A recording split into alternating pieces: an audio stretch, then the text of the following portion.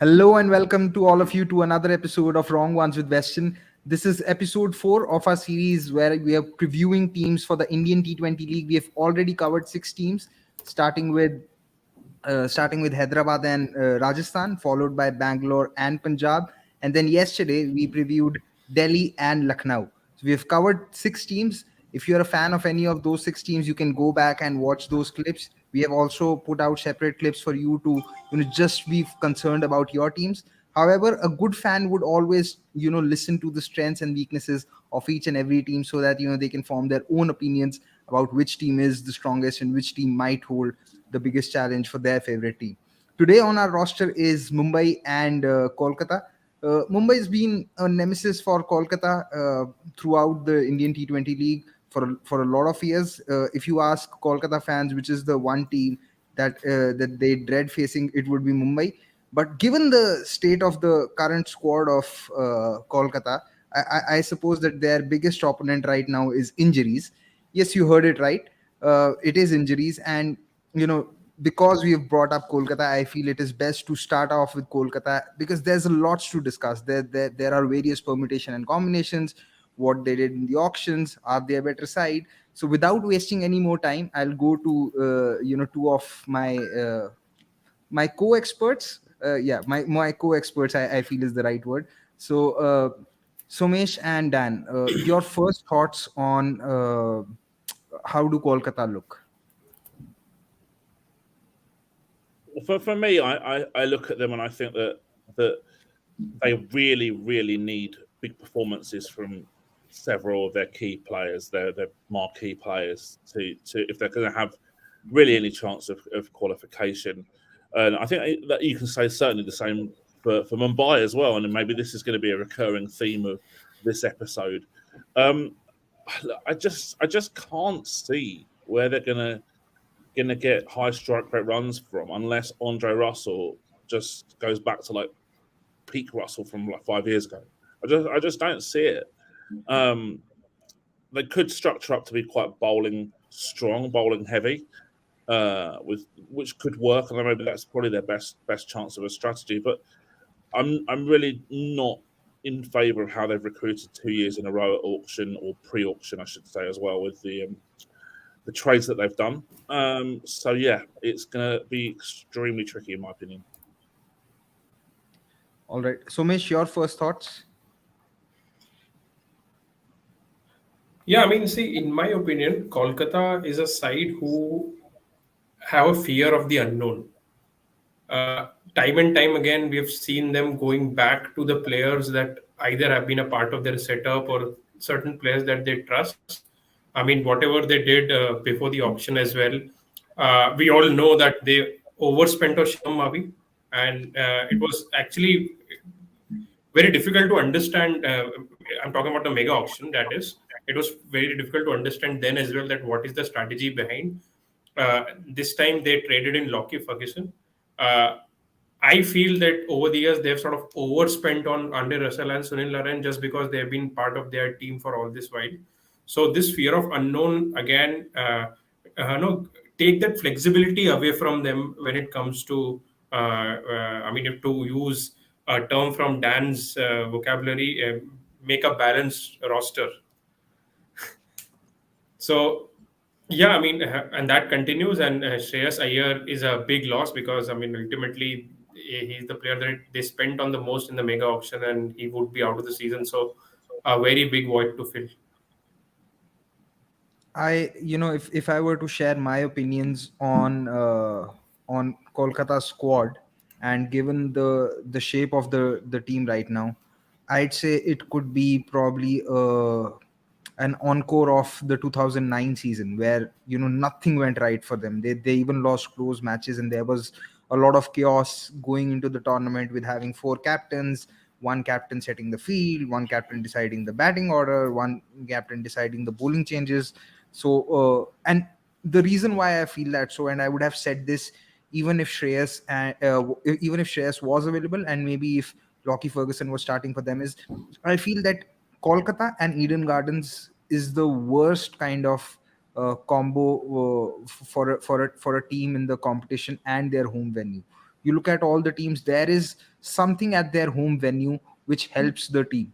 But I suppose, given how Eden Gardens has been over the last 2 3 years, where it's a very good batting pitch with a lot of pace and carry along with short boundaries, I don't think Kolkata have the bowling or the batting to counter those conditions. All of their bowlers, I feel, barring Sunil Narayan, are very high variance. Mm. And on that ground, I don't see how that bowling lineup can defend a total. And I say this despite the reinforcements of Lockie Ferguson as well as Shardul Thakur, because Shardul's a very hit and a miss kind of a bowler in white ball anyway. And Lockie Ferguson on, operates in such high variance that he could give you a 3 for 20 kind of a spell, and then he's very well capable of giving you a 0 for 50 kind of a spell. So you really don't know what kind of Lockie Ferguson will turn up. So there's that for me. The biggest question that has been surrounding now Kolkata franchise is that, have they chosen the right captain? uh, I want to know both of your thoughts. For me, I don't think it's much of a difference, because I see someone like Chandrakant Pandit running the show, just how Baz McCullum was doing it over the last 2 seasons. So for me, it's not big of a deal. It could have either been Shardul, it could have either been Mandeep, because Mandeep's been a seasoned player in the domestic circuit and has led Punjab in a lot of domestic tournaments. But I want to know the thoughts of you two on what do you make of this combination of Chandrakant Pandit and Nitish Rana. Obviously, it's very unproven. I do, though, lean towards agreeing with you about Rana over, say, a Mandeep Singh, because I just don't see Mandeep Singh being necessarily a regular in the team. It's been very rare that he's played as a first choice player throughout his IPL career, really, as certainly in recent years. And so for me, it had to be a choice between Nitish Rana or Shardul Thakur. There was some chat I read on social media of Sunil Narayan being captain, but I think that's just a bit strange. I don't look at him potentially as really as a sort of captain. Who definitely, I think, be someone who would inspire by his performance rather than being a vocal leader. So for me, it was almost like, well, who have we got? This is kind of the obvious but least worst option, I suppose, if you like. That's probably not a great place to be in. Yeah, Somesh, I your think they've thoughts? just given. Yeah, they've just handed over to the captaincy to the guy who will probably play all 14 games. So that, which is basic a safe choice. We have known in the past that Kolkata tend to have analysts, and they even have Nathan Lehman when Owen Morgan was around. So they are a team who sort of have those backroom staff who at times take decisions. So it doesn't really matter, and it's a safe choice in my opinion. I suppose a lot of it also had to do with seniority in the squad, because Nitish Rana has been around for the franchise, I think, from the beginning of 2018 or the 2018 season. So they probably wanted to reward that loyalty, if you may call it. Uh, but yeah, like Dan said, it's not a great place to be in. Now, I think this is the most difficult part of this segment when it comes to analyzing Kolkata, and that segment is what's the probable 11. And I don't think that it's difficult for us only. It would be difficult for the Kolkata management as well. What is the probable 11? Okay, so I actually ran a Twitter poll on this a few days ago. I gave 4 options, and I could have probably given 10, and it still wouldn't have exhausted the amount of combinations that the Kolkata management might have to choose from, or the potential 11s they've probably got down on a laptop somewhere that they're all discussing. Now, in this Twitter poll, and I really value Twitter polls actually, because the wisdom of the crowd is pretty decent.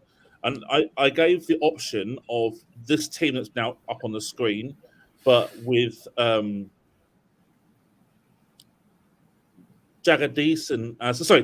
Jagadish in for Mandeep Singh, and that was picked by over 70% of the respondents. I've now gone back and thought about it a bit more, and I think Mandeep Singh probably looks a bit more of a number 4 than Jagadish will be. So that was my final 11 with Gurbaz, Venkatesh Iyer, Nitish Rana as captain, Mandeep Singh, Rinku Singh, Andre Russell, Sunil Narayan, Shardul Thakur, Umesh Yadav, Lockie Ferguson, Varun Chakrabarti. Fair enough. I tend to agree with this 11, except for maybe, I'd rather swap the batting order a little bit. I'll Mhm. have Mandeep open, I'll have Rinku Singh at 4, and I'll have Venkatesh Iyer at 5. Okay. Because I think Venkatesh Iyer, with his uh, very little, though not a lot, very little experience with the Indian team, he showed that he can bat at 5, 6, 7. He has the power. He has some of those uh, strokes wherein he can just access different areas of the field at the death. And I believe that if he also, like I said, something for Sanju Samson, that if he wants to make a point to make it to the Indian team, he's better off batting at 5, 6, 7 rather than opening.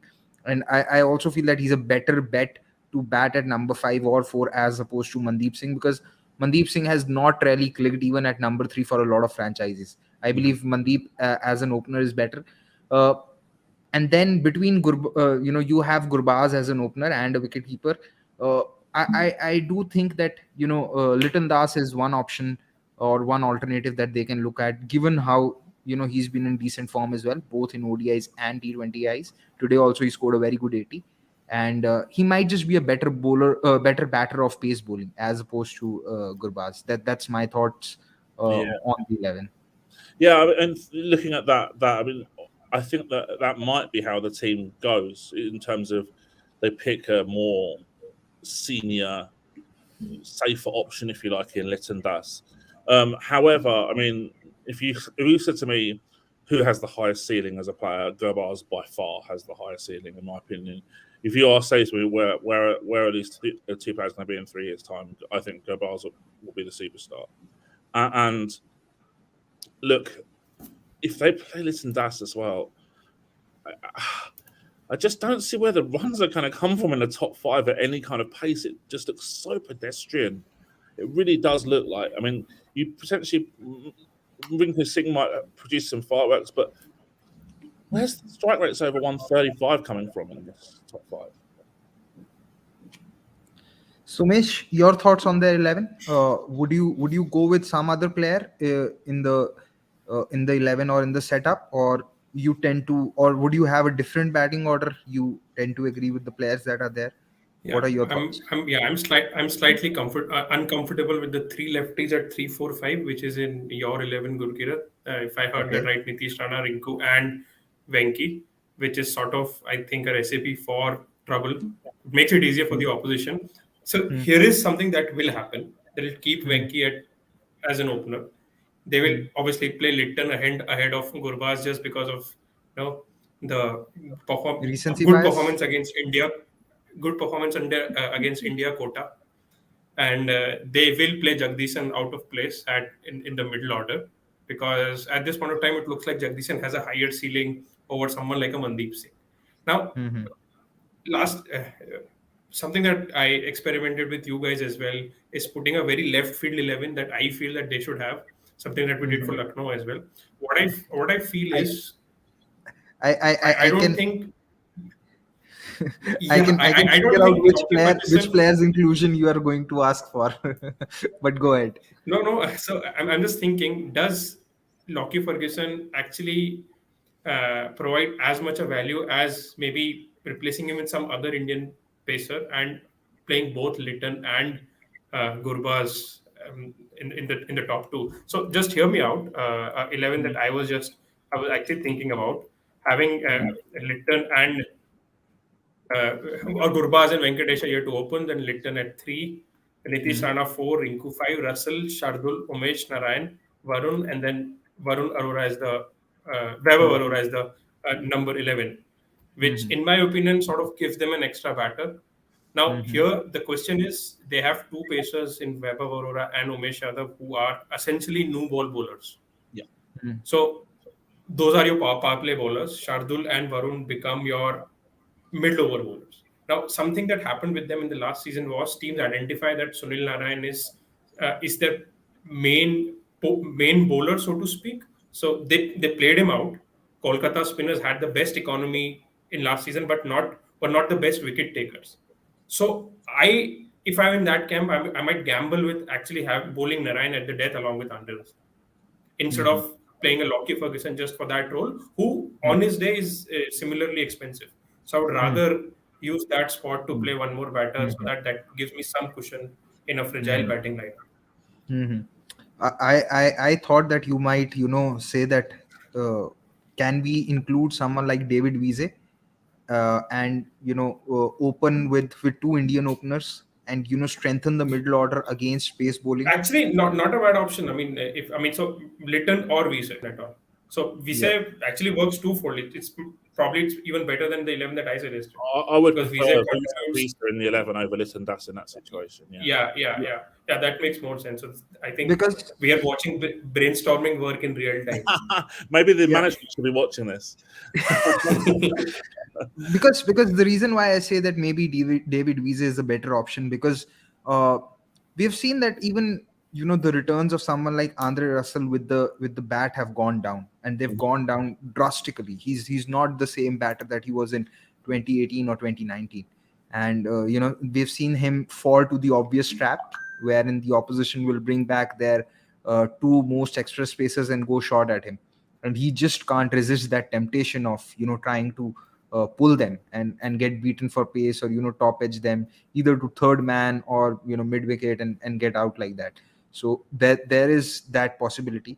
But again, the next question in this segment is probably that the player that was most important for them has already been ruled out. But anyway, amongst the ones that are available, who do you think is the most indispensable for Kolkata to have a chance?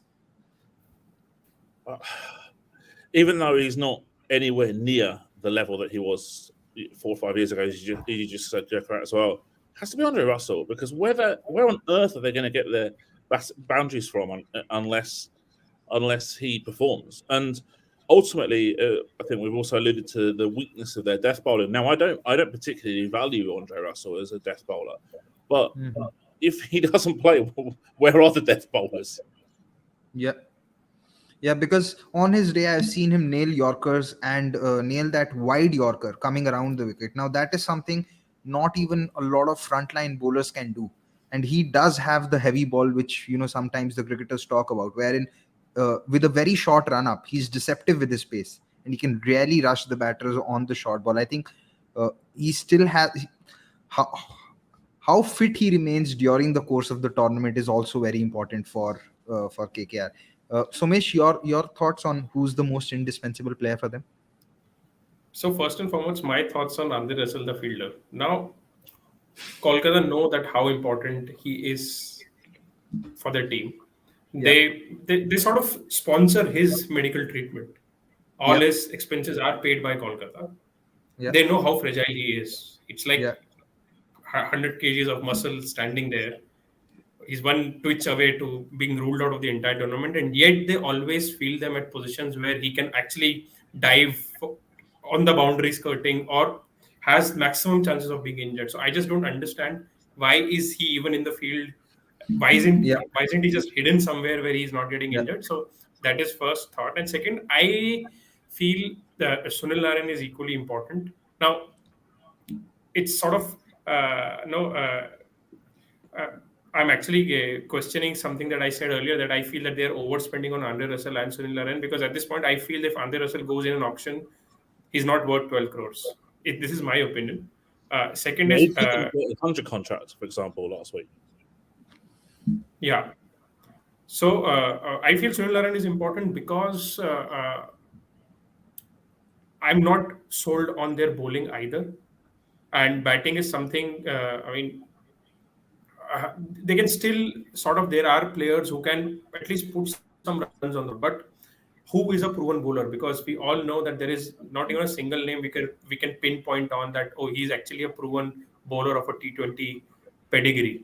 So Sunil Narayan is the only bowler. Plus I feel that given that they do not have death options and teams are playing Sunil Narayan out, he can actually be a bowler that they can try at the death. I mean, they do not have a lot to lose there.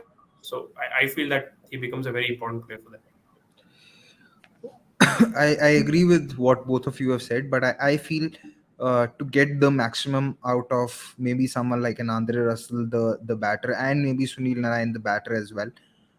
It's going to be very important how both Nitish Rana and Rinku Singh bat, because I believe amongst the Indian batters that they have, Rinku Singh is probably their best batter of pace, and Nitish Rana, despite being a left-hander, is very good against off spin. We have seen enough evidences of that in the competition. So while they may not be as important as the two players which you have mentioned, I believe if these two players can, together have a 700 run season between them, say 400 and 300 or 350, 350 each, um, Kolkata might just overperform, than what all of us are thinking. I tend to believe that somewhere, and I do think that it can happen. I think it can happen because I really liked what I saw of Rinku Singh in the last season.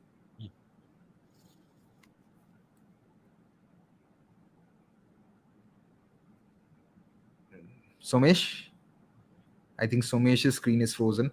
But anyway, the next question that we've been discussing with each and every team is that, uh, can they make the top four? Now, given the kind of discussion that we have so far, I think it's a little obvious that none of us think that they can. But and I mean no disrespect to the franchise, and I don't mean to hurt their fans either. But if they're not finishing in the top four, where do you see them finishing potentially? Do you see them as a mid-table team, or do you see them in the bottom three? But for me, I see them as a high variance team, and we've already spoken about the necessity of Andre Russell to have a good season, someone like Ryan to have a good season, and someone like Rinku Singh from the domestic batters to have a good season as well. Plus the high variance of their bowling attack. You've got to literally, I think, have 5 or 6 of 8 players to fire to have a chance of qualification out of this group. I go on about it so many times. I feel like a broken record, but teams have got to win the boundary percentage in matches to win matches, and generally over the course of a season as well. Teams with say +1 or greater net boundary percentage, which is boundary percentage scored minus boundary percentage conceded, have a great chance of qualification. And I just don't see how this Kolkata team are going to score an above average boundary percentage unless Andre Russell goes back to 5 year ago Russell. That's the only way I see it. And so that's for me is a big question mark. Where do I see them coming? If they all fire, or say 5 or 6 of the biggest players all fire, they might sneak in third or fourth. But I think on the whole, I wouldn't be surprised if they were 8 to 10th. Somesh? Yeah, I think the title of our show today should have been who will finish higher, Mumbai or Kolkata, not who will qualify. So, yeah, I mean, I wouldn't put my money on them to qualify. Too many gaps, too many players who are past their prime, and yeah, I mean, again, I mean, we keep saying about the fact that you cannot screw up the mega auction. Once you do that, it becomes very difficult for you to construct a balanced team. And Kolkata actually did not start on a right note in the mega auction itself. Yeah. uh, I believe if a few of their players click, then they might finish fifth or sixth. But logically speaking, uh, I think they're destined for a bottom three finish. And while this format is quite fickle, they'll really need a miracle of sorts to reach the top four. That's my feeling, because like we have discussed, there are just far too many variables.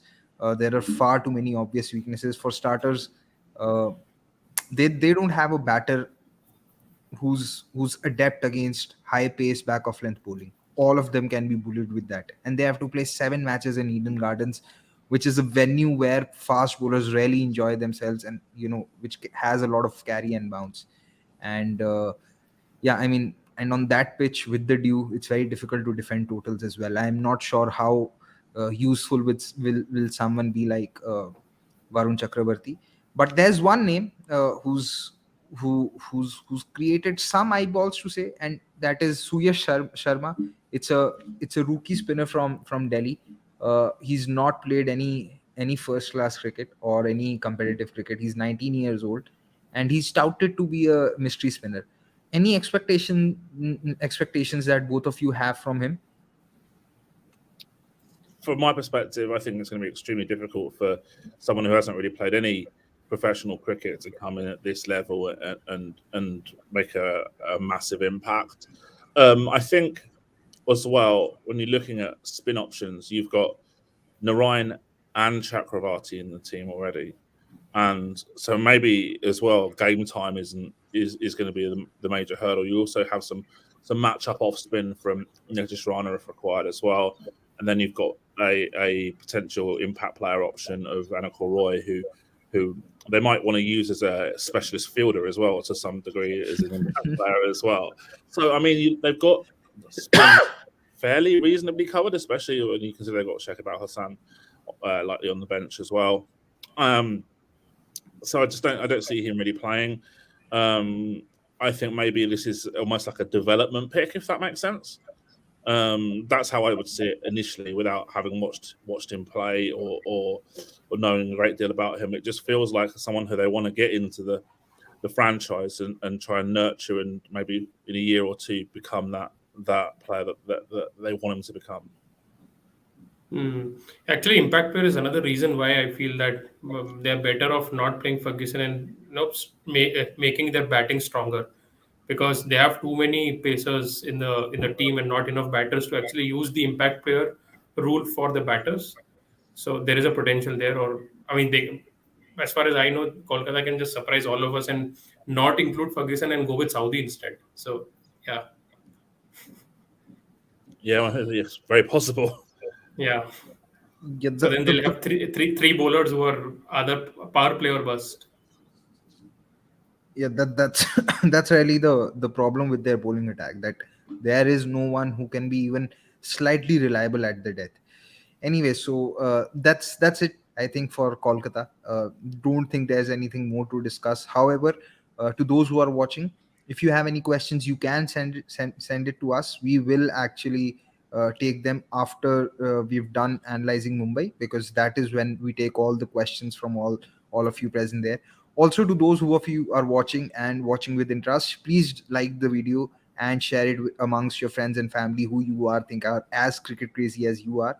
And don't forget to subscribe to the channel, because with the Indian T20 League coming up, we have a lot of content planned. We have a lot of watch alongs planned. So you will not regret subscribing to cricket.com. Please do that. And now we move on to the next team, which is in the roster today, which is the Mumbai franchise. Uh, Last year, they had taken a bid on a punt on Jofra Archer, and they had bought him despite knowing that he won't be available for the season. uh, and a lot of fans were looking forward to the pairing of Jasprit Bumrah and Jofra Archer in this year's tournament. But as fate would have it, now Jasprit Bumrah is not available, and neither is Jai Richardson, who they had bought in the auction. So uh, things don't look great for Mumbai. Rohit Sharma's form is another thing that hasn't really clicked for them over the last 6-7 seasons. So coming to both of my co-experts, what do you think are Mumbai's chances this season? Again, you mean I mentioned the summary of Kolkata. If it all clicks, they could come third or fourth, but they most likely 8th to 10th looks very similar. I mean, it's so similar in terms of how they really really need their key performers to have amazing seasons, and that's a lot to ask. Historically, that would be extremely unlikely. So I think they've got big problems ahead. Somesh? Yeah, I mean, see, I was just thinking that were Mumbai better off last season not having Archer but having Bumrah instead than this time around, when they've lost Bumrah and now have to fill that spot with an overseas pacer? Mm. Because that, I mean, there is no replacement for Bumrah in the domestic circuit. So I feel they are in a bigger hole this time around, at least in that department. But just my thoughts on how the last season was, I think a lot of their problems were self-created, because for some reason they wanted to play Devil Brevis early on, and then that resulted in them tampering with Surya Kumar Yadav's batting position. That also resulted in them dropping Tim David after a couple of games. So last season it took them a while to identify their best 11, which actually included Tim David and have batting Sky at his normal position. So with that in mind, I think this season hopefully they do not tamper with their batting a lot, because that has not changed. They still have the same batting lineup, at least the same personnel. Uh, but yeah, I mean, there is a Bumrah sized gap, and not to forget, there is no go-to spinner in the team. So yeah, I mean, ahead of the mega auction, I was just actually thinking that uh, there is no chance that Mumbai won't buy Rahul Chahar back, because he was reasonable for them. But then they did not only buy Rahul Chahar, but they did not buy any proven spinner. So I think that will hurt them in this season as well, unless and until Kumar Karthike really spins a surprise. Yeah, Gurkrit, I think you're on mute. I think in the mega auction they did try to buy someone like UZ Chahal, but Rajasthan had outbid them. What was surprising was that in this auction they didn't even try to get one of Adam Zampa or Adil Rashid. That was surprising to me. Uh, Now, before we dwell further into what is their possible 11 and who could be their impact players and everything else, there's been some a school of thought and some questions revolving around, can Rohit bat at number 5 or 6, which allows maybe for someone like a Cameron Green to open with Ishan Kishan. Now I'm not too big on that idea, because I feel Rohit has started to take the role of a power play basher, and he'd like to continue in that role rather than come and bat at 5-6. What are the thoughts that both of you have on this idea? Personally, I don't like it. I don't see the need for it. Why would you change a player? The only reason why you change a player who's opened the whole of his career in this league is because you don't believe in him as an opener anymore. Because I don't think Cameron Green as an opener is proven even slightly enough to warrant moving your captain down to number 6. So I feel that it wouldn't be a move in favour of Green's ability. It would be almost like a defensive move, because there's a lack of belief in Rohit. And this ultimately, we go back to the auction strategy and the retention strategy. And I just think that Mumbai have made so many mistakes over the last 2 years with their recruitment. When you look at the fact that they spent almost 50 crore between Green, Rohit, and Ishan Kishan, I mean, it's so top heavy. And it was so obvious ahead of last year's mega auction that if they were to spend anything in excess of 10 crore on Ishan Kishan, and he was always going to cost much more than that. I mean, I had him down as about 15 minimum. Now, if they were to spend more than 10, it was pretty much impossible for them to recruit a strong bowling lineup. It was so obvious that was the case, and that's exactly how it played out. And then they compounded it by spending a lot of money, a lot more than I thought that he would go for, on a player who wasn't even available last season, Jofra Archer. So then that's bitten them again this year. They got unlucky with Bumrah being injured, and I hope that they don't use that as an excuse, because I think that the problems with their recruitment go a lot deeper than that. And yeah, there's no spinner again. They spent an absurd amount of money on a very unproven all-rounder in Cameron Green, and I just think to myself, I would rather buy like Hayden Kerr for 50 lakh and spend the difference on the best available spinner and the best domestic pacer. That would to me make so much more sense in terms of this balance and the fact that they're almost trying to fill 11 with some form of combination with the bowling, and we know that bowling strength wins tournaments. I just don't see it with this team, and I think that it's been really poorly constructed.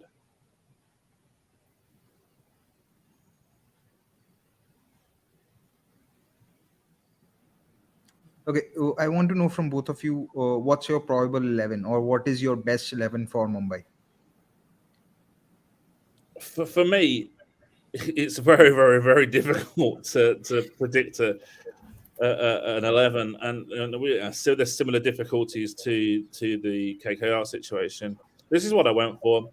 So obviously Rohit opening in that typical position for him with Ishan Kishan, Tilak Varma, who I really rate very highly as a young player, and is a player who I think really can achieve great things in cricket in the future. Surya Sharma and Tim David. Now, the positive for Mumbai is that 3-4-5 is about as good as it gets in the competition, and that is something that they're going to have to really bank on if they're going to be successful this year. Um, Green at 6, I don't love it, but they're obviously going to play him. Um, and then we've got a couple of sort of spin all rounders, Shams Maloney, who I'm surprised actually hasn't had more IPL game time over the last few years because he's done pretty well at lower levels generally, because pretty consistent. And Hrithik Shakeen providing the off spin matchup. And then you've got Jofra Archer, Jason Bettendorf, and the right arm pace of Akash Madwal. So I don't love it at all, that 11, but and I'm struggling to really see any other combos that add any better value than that. I had a look at your 11, and I I think if there's an overseas player who's too bad at number 6, you'd rather have someone like Tristan Stubbs, who actually bats in that position for South Africa and was batting at 5-6 in the Yeah. SA20 as well, rather than having a Cameron Green. But I do feel that given the cost that they've bought Cameron Green for, they would probably play him ahead of both Brevis and Stubbs. At number 7, I have a feeling that they might go for someone like Ramandeep, because when they dropped Pollard for the last 3 games of the previous season, they had Ramandeep play in that position, and they bowled him at various stages. He was also batting decently, I would say, not quite well. So there's that. And the Indian pacer that you've picked, I mean, you've picked Akash Madhwal, and it could easily be Arshad Khan, or it could even be, I don't know, maybe Arjun Tendulkar finally getting a game. we Mm. we don't know. So the Indian pacer who they pick, I suppose, there's not a lot to choose from, because all of them are going to be potential picks, and none of them is a proven bowler anyway. But I was surprised that you picked Ritik Shokeen over someone like Kumar Karthike. Any particular reason? Just because you've already got the left arm orthodox in Shams Manani already. Okay. Mm. Okay. But isn't In 7 too high for Shamsulani in Dan? Yeah, but I don't, this is the problem with the balance. They don't really Yeah. have any decent domestic all rounders. That for me is the major problem. Somesh, your 11, what do you think? I personally want Rohit to bat 5 or 6. To be honest, I want Okay. Green to open because it's pretty clear the amount of money they've spent on Green. They can't drop him. They have to play him. And if they're building for future, then that's the right way to go. There have been a couple of instances for India lately where Rohit actually batted in the middle order because of a fractured finger or something, and sort of blasted pace. And he is actually batting. He has been batting carefree cricket in a carefree manner for a while now. So might as well try his luck in the middle order. Uh, so yeah, that's that. I mean, top 6 remains the same essentially, with Green, Kishan, Tilak, Sky, Rohit, David, and then at number 7, I also had Ramandeep and Archer Bendorf have to play. There is no chance that they can make that 11 without 2 overseas pacers, and then Kumar Karthike and Ritik Shokeen. Yeah. My 11's similar to Somesh, but I just have someone like Tristan Stubbs in place of Cameron Green, because That will yeah, make sense, but the point is, then it yeah, just but everything looks yeah, so stupid. I mean, you're spending yeah, 17 crores on a player only to bench him. yeah, I agree. uh one important question over here is someone like Ishan Kishan. Now here's a player who they bought for the explosive value that he brings to the 11 or to the batting order. But if we look at how he batted in the last season, he did score 400 runs, all right. but his strike rate wasn't great. It was I think around 120, and in the power play it was even lesser. He was adopting a role of an anchor who could go big, and his dot ball percentage, regardless of which white ball format it is, whether you look at ODIs or T20Is or even in the IPL, his dot ball percentage is towards the higher side. It's if I'm not wrong, it's 50% plus in ODIs. In IPL as well, it's above 45% or 40% surely. Uh, is there a chance that if Ishan Kishan doesn't have a good season, if say in the first half Ishan Kishan doesn't fire, do you look at someone like Vishnu Vinod and replace him with Vishnu Vinod? Because this is not the first time that Mumbai have dropped someone like Ishan Kishan. They dropped him for Yuvraj Singh in 2019. They dropped him, I think, even in 2020 because he was not, or maybe no, it was 2021. In 2021 they did drop him. In 2020 he was having a very good season. Is there a possibility that someone like Ishan Kishan can get replaced by Vishnu Vinod, who's also a high intent keeper batsman? Not for me, I don't think, because again, as Somesh said with Cameron Green, made the point about Cameron Green. You don't spend that amount of money on someone if you're going to bench them, and I think that it was a really emotional pick actually from the franchise to bring him back for such big money last year in the mega auction, and yeah, that's ultimately how I see it. I think that they're going to give Ishan Kishan as long a run as they need to give him. And you're right, Gurkirat, in that the dot percentage consistently over the 40% mark in Indian Premier League seasons, and the only year that he really was fantastic, where he averaged 57 and struck at 146 in 2020, his dot percentage was way closer to 30% and 40%. So that's clearly an area that he needs to work on, I think.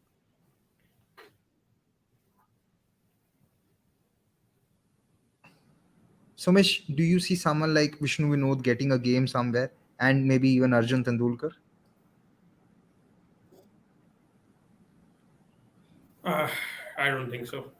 But I do feel that if Ishan Kishan doesn't have a good season, I see him. I see Mumbai releasing him ahead of next season because of the sheer volume of money that they've spent on him. And I think there will come a point where teams realize that openers is a department where you are spoiled for choice. So if you're spending 14 crores on an opener, that opener has to be AB de Villiers marrying Chris Gale. Fair enough. Okay, which player now Bumrah's obviously not there again, but which player do you think is the most indispensable to this squad now after Bumrah? Wow, what a question for this particular team. I was tempted to go with Sky because he's just such an outstanding T20 batter, but I actually switched and went for Jofra Archer because I think that a fully fit Jofra Archer is the player that they need to have some form of a chance. An Archer who is a purple cap contender, going at 8 economy, for example.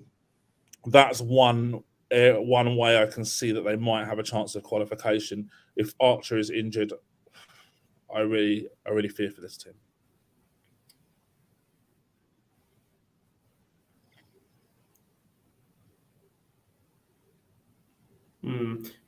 For me, I think if Sky is not able to win them 4 games, there is a very high chance that they'll finish at the bottom of the table. Hmm. I myself think that if Mumbai are to reach the top four, then they need someone like Surya Kumar Yadav to have the kind of season which David Warner had for Hyderabad in 2016, because I see teams exploiting the issues that Ishan Kishan has in his game. Uh, Even Tilak Verma, I felt that last season teams weren't really aware of what to bowl to him and what to bowl at him, because there was an obvious weakness that I could see in Tilak Verma, which was against the short ball. I don't think teams are going to bowl spin at him. So I do feel that in that top three, there is enough, there are enough weaknesses for good bowling lineups to exploit. Uh, but yeah, if like I tend to agree with Somesh that if Surya Kumar Yadav is not winning them 3 or 4 games, very difficult for this team uh, to end up ahead of the bottom three, or in the top seven. If Surya Kumar Yadav loses form, very difficult to see how teams can, then how Mumbai can win games, because the 4 overs of Jofra are a factor even for Kolkata, right? And Jofra was there in MI Cape Town in SA20 as well, and there was not only Jofra, there was Rashid as well, but MI still couldn't really make it to the last four. So yeah, I think Jofra's impact might still be manageable, but without Suryakumar Yadav doing the heavy lifting, very difficult to see this team, you know, even end up in the top half. Forget the top four. So now we move on to our next segment, which is, wherein we take the questions from the audience. And this is not this is a question that has not just come on from one player, from one person. It's primarily about who is Jai Richardson's best replacement. There's someone like Nishant Tomar who's asking, do you think bowlers like Kodzi, Chamira, and Nishan Porel could be a good addition to MI squad to give them good options in the bowling department? Before you answer this, Dan, I was very surprised that MI did not go for Ishan Porel. Mhm. I was very, very surprised in the auction itself. But Dan, go ahead. No, I agree. And Yeah, I think, either him or Sandeep Sharma. Yeah, I was yeah, surprised they did not go for Sandeep Sharma as well. Yeah. absolutely. Yeah, I think both of them would have been good options for this team. Um, I am actually pretty surprised that, given his returns at lower levels, Ishan Perel hasn't been given more game time in previous seasons in this tournament. So yeah, and Sandeep Sharma is a reliable performer and a clear face specialist as well. So it would have made a lot of sense for them to pick him up, but they don't have that opportunity now. With regards to overseas bowlers, I mean, ultimately, I think it's going to be very, very difficult for them to get overseas pacers to have much of game time. They also have Dwan Janssen as well. But I really like what I saw of Kurtzi in the SA20. I was very, very, very pleasantly surprised at his level. Rapid. He seemed to like the battle as well, which I really like seeing from pace bowlers as well. Someone he was very aggressive in his approach, and I like that. And yeah, he was. Okay, we'll have Dan joining us soon, but in the meantime, there's another question which I am going to take now, and maybe Somesh can answer this. This is a question by the Sports Breakdown. Is MI spinner the weak link for Mumbai? Should they get an overseas spinner, perhaps to replace Jai Richardson? The question continues to the next comment, which is because in Chepauk and Delhi, they don't have a proper spinner to pick up wickets, and we can't forget that there's a home and away format in the IPL 2023. So answer should be A, they should. But the bigger question is who is the overseas spinner with of quality remaining? I mean, they have to uh, no go think very deep to look for one. I think there is Mujib who's available, and then there's Rehan Ahmed. But if they wanted There is someone, Tabrez, there is Tabrez Shamsi. Tamresh Shabzi, yeah. But I mean, given that performance against India quota, I would be surprised if Tamresh Shamsi is taken up.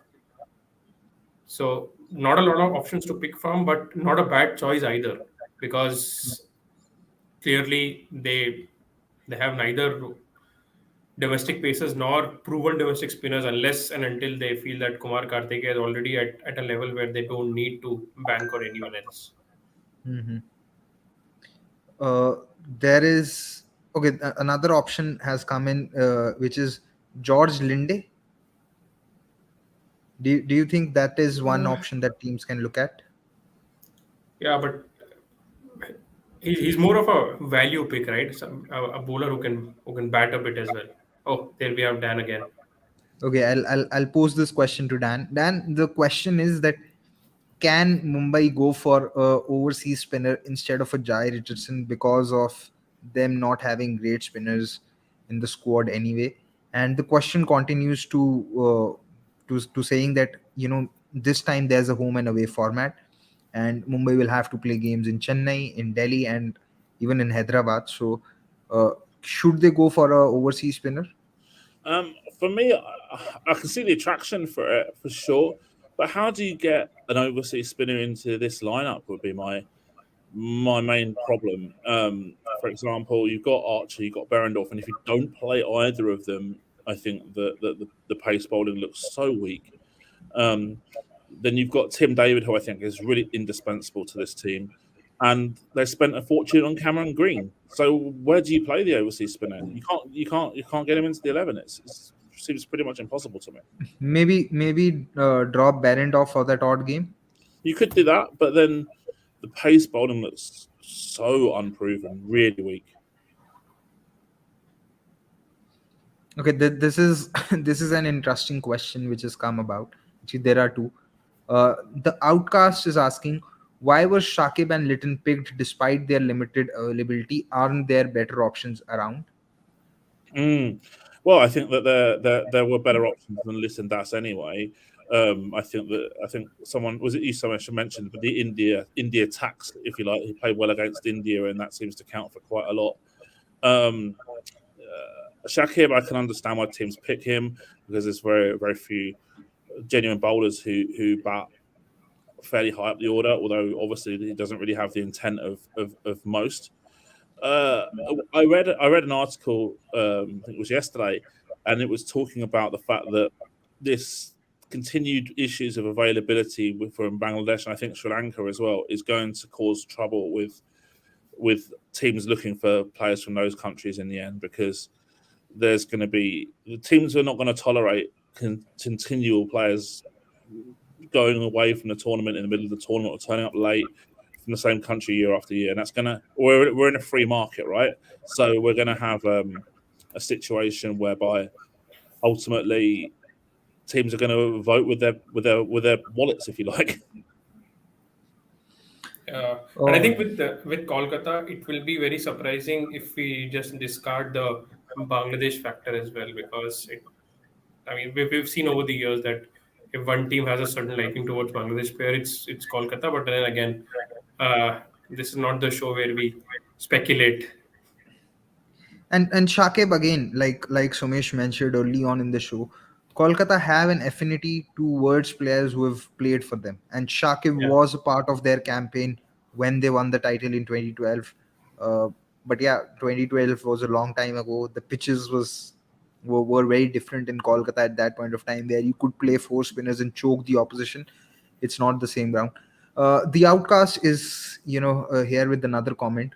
He mentioned, although there are risks involved, but I still believe KKR should start with three overseas and probably play Vaibhav Odora, then replace him with Lockie Ferguson, who will have to deliver at the death. What do you make of this suggestion? I think we spoke about the strategy of playing three overseas and then using one as an impact player yesterday in our previews. I'm not a massive fan of it, to be honest with you. I don't see it long term adding any value. And I think we go back as well to the 11 which Somesh mentioned, which didn't I think have Lockie in it, and did have Vibe Aurora, but with the extra overseas batter originally Lytton Das and then David Wiese came into the discussion. And look, I think that there is a bigger gap in ability between Lockie Ferguson and the average pacer than there is between Lytton Das and the average batter. Does that make sense? So um, I don't see the attraction really of messing around with Lockie there. Fair enough. Another question by Neural Hacks with Vasant. He says Chandrakant Pandit is a great coach in domestic cricket. How much do you think his presence is gonna impact the team, especially with the impact player rule? His domestic player knowledge might come handy, right?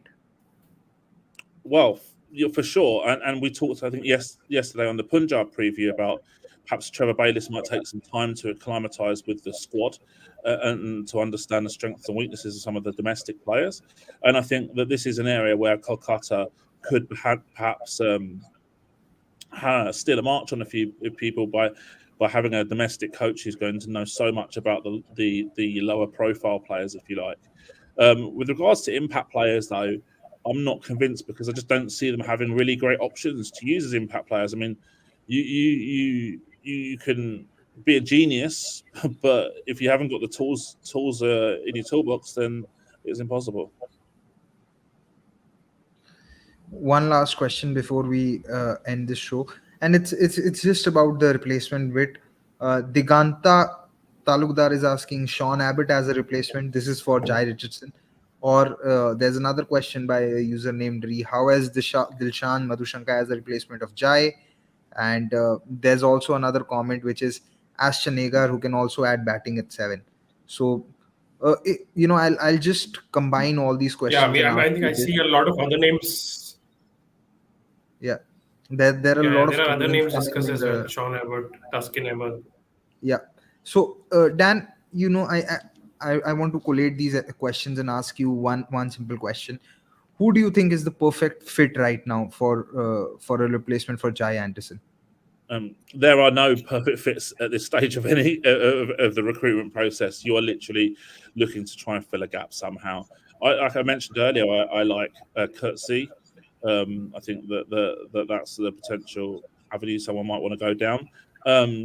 Sean Abbott is potentially a little bit more like for like in terms of could probably bat at say a number 8, which kind of would be a role that Jai Richardson could have fulfilled potentially. I think he's got a county contract in England at the moment, although I don't know if that will be much of a hurdle to overcome, but something else worth considering, I think, as well. Not convinced yet on the young Sri Lankan Madhushanka. If we look at his numbers, for example, he's going over 9s economy-wise in T20 International so far, and I think that there's probably a little bit more development for him to do. And while I say that, I mean Patarana at Chennai is another Sri Lankan bowler, and I think he's just got that point of difference in terms of his such unique action that he has that surprise factor that you can make a really quick step up potentially because he's so unorthodox. I think so. I think Kurtzy, the Sean Abbott's like for like, but I think ultimately they're not going to. Whoever it is not going to play much. Fair enough. Before we end this show, I just want to plug in a little stat or trivia, as you might want to call it. If Mumbai don't qualify for the playoffs this season, it would be the first time in the tournament's history that they would not be qualifying for 3 seasons in a row. They did not qualify for the playoffs in the first 2 seasons, but then they were a part of the playoffs in 2010, 11, 12, and then eventually going on to win in 2013, after which they were winning every alternate season. But after winning the title in 2020, they did not qualify for the playoffs in 2021 or 2022. And if they don't this time, it would be third year in a row that they don't qualify for the playoffs, and it would be the first time in the franchise's history. For the sake of Mumbai's fan, I hope Mumbai fans, I hope this doesn't happen. But if it does, then you can probably go back and look at this video and look at the probable reasons as to why that happened. On that note, I'd like to end this show and thank you all for being a part of the show and sending in your questions. We are now done with 8 teams. We are remaining with only 2 teams, which is Gujarat and Chennai. One team which is the defending champions, and the other probably maybe the most popular team, and the team which is going to attract a lot of news purely because of one player whose season who might be playing his last season. So we'll be back with that tomorrow, but just the timing is going to be a little different. It's not going to be 7 p.m, it's going to be 5 p.m. So do tune into that show as well. And in the meantime, you can look at all the previous episodes, see what is there in store for your favorite teams and what do the oppositions hold for that team. And yeah, like I said early on, please subscribe to cricket.com and like this video and share it with all the other cricket fanatics that you know. On that note, a goodbye and a good night to all of you. Thank you so much for joining.